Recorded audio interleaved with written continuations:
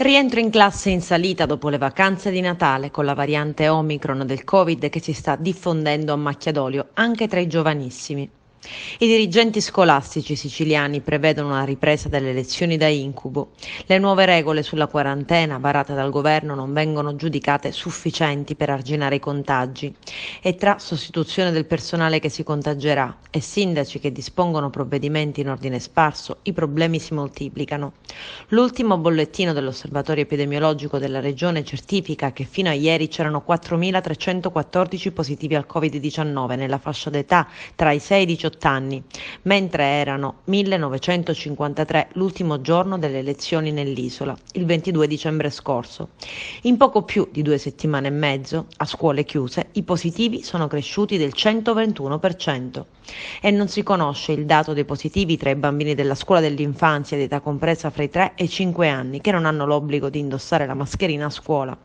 Cosa accadrà, si chiedono allora i presidi, quando gli alunni torneranno in classe in aule spesso piccole, senza impianto di areazione e con i mesi più duri dell'inverno che porterà a fare lezione con le finestre chiuse per difendersi dal freddo?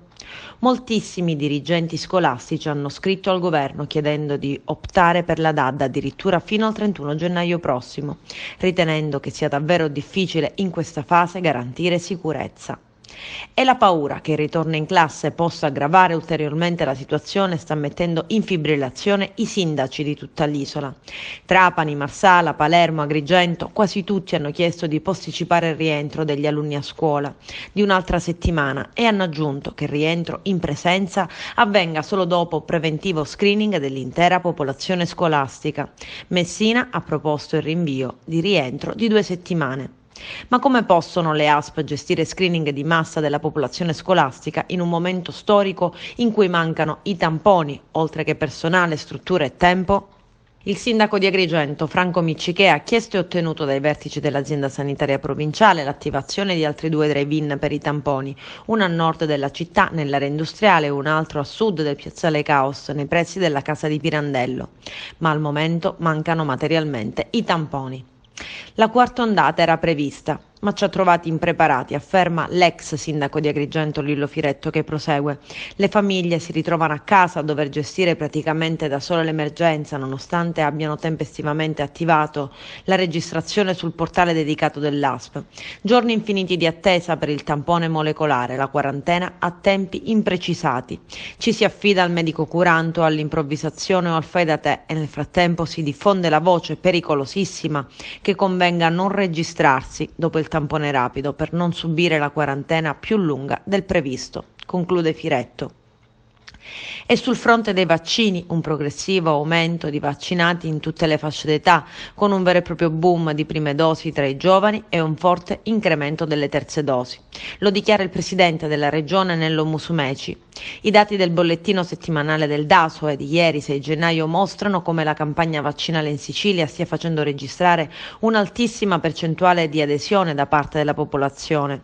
La copertura vaccinale con prima dose nella popolazione over 12 è dell'85,2%, mentre la percentuale di quanti hanno completato il ciclo delle prime 2 dosi è pari all'82,73%. Ma sono ancora troppi i disservizi che incontra chi va a vaccinarsi, code infinite ed estenuanti che durano ore, addirittura intere giornate.